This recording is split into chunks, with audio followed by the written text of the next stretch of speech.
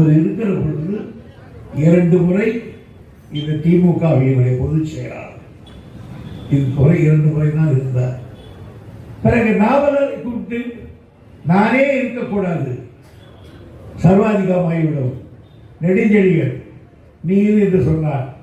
2 முறை நெடுஞ்செழியன் இந்த திமுக கழகத்தின் பொதுச் செயலாளராக அந்த அண்ணா உட்கார்ந்த நாற்காலியில் உட்கார்ந்தார்.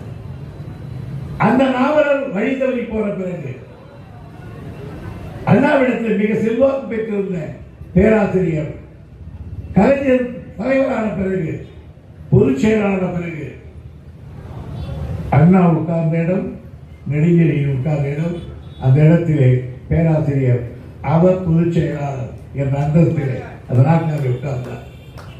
அதுக்கு அண்ணா, நாவலர், பேராசிரியர், அந்த மாபெரும் தலைவர்கள் உட்கார்ந்த இடத்தில் ஒரு சாதாரண காவல்துறை துறைகள் நான் உட்கார்ந்து இருக்கிறார்.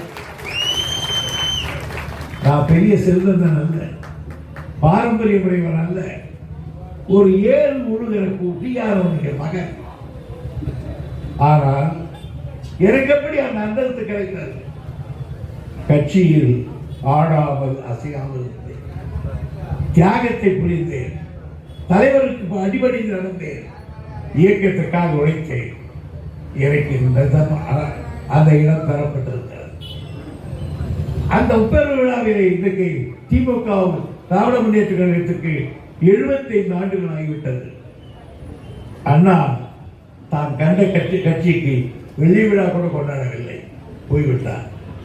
கலைஞர் அவர்கள் வெள்ளி விழா, பொது விழா 2 கொண்டாடினார். அவருடைய மகன் தளபதி இப்பொழுது கட்சிக்கு வைர விழாவை கொண்டாடுகிறார்.